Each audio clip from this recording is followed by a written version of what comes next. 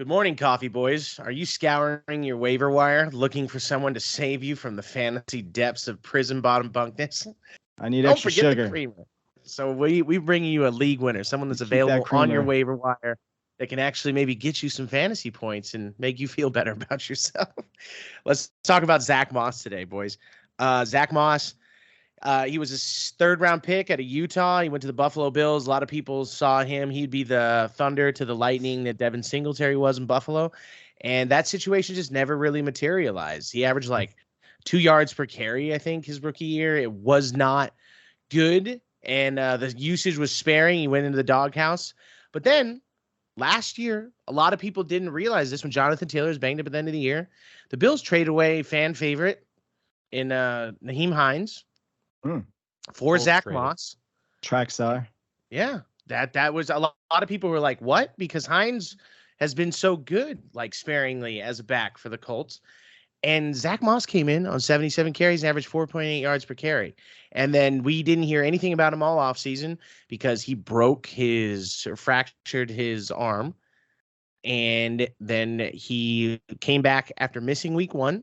And Evan Hull, the young rookie that they drafted, went on IR. Deon Jackson looked like trash. And Zach Moss stepped in his first game and played every snap but one, Brandon. Is this true? 18 carries, 91 yards, and a touchdown. Am I crazy for going back to the Zach Moss well? No, you're not. You're not completely crazy. I mean, you're looking at like a 30% ownership on ESPN. I'm not sure what his ownership is on like Sleeper. 47 on Sleeper. Oh, wow. 12-team leagues. Yeah, this is a guy that's available. And this is a guy, we're also going to talk about Jerome Ford later, obviously with the Nick Chubb injury. But after Jerome Ford's game last night, oh yeah, people are going to pay top dollar for him. So this is the guy that you slide in with the secondary offer that you might be able to get at a discount. Yep. Or if you whiff on Ford, boom, you've got that secondary set up. So definitely, like in the Sleeper app, I know you can do the one dude at whatever rate, then your second pick at another rate. You can probably do that on all of these.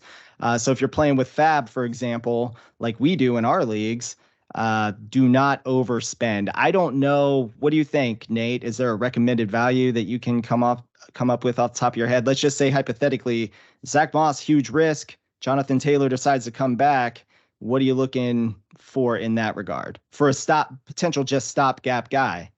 If you need him, like $10 to $15. If you have to have him, then you're gonna have to do like 21 safely 21 to 26. 21, 20. Yeah. I think you nailed that, Nate. I think that's right around that. And people are probably going to sit here and go while watching this clip, what about Jonathan Taylor? He's only going to be out for week 4.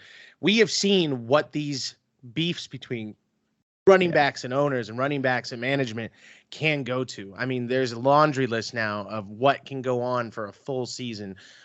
Who knows if he comes back after week 4? Who knows what his workload is going to be? And outside of that, we don't know how Jonathan Taylor is going to want to be out on the field because he is worried about his next contract, because this will probably be his only contract the way the NFL's running backs are getting paid, where he's going to get an above average amount of money. Like we already see Kareem Hunt and Leonard Fournette played chicken this offseason to try to get paid market value, and they did not. They are both sitting at home right now. They may get their number called soon because of injuries, but it's not looking good. Yeah, it's more than likely, I think, at this point that those guys are going to get a call. It'll probably end up being more of a share anyways. And I know this may sound blasphemous, but we talk about scheme fit a lot, and we talked about how Anthony Richardson We talk about how Anthony Richardson was a scheme fit for Shane Steichen's offense. Well, Jonathan Taylor isn't an RPO back, and Zach Moss does fit that system. So Jonathan Taylor, obviously, square peg, round hole, but that's a mighty square peg. Like I'm not questioning the talent of Jonathan Taylor.